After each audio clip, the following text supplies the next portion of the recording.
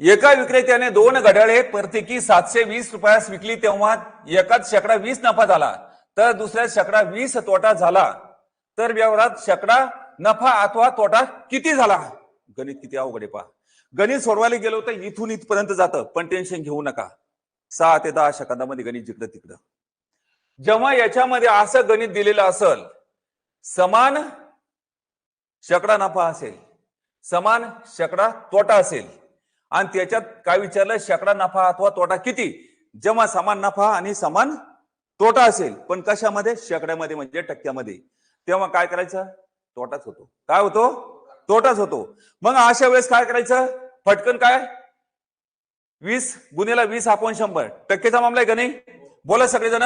20 गुणिले 20 अपॉन 100. 2 शून्याला 2 शून्यानं काढायचं. बेदोनी 4. 4% काय होईल सांगा? तोटा होईल.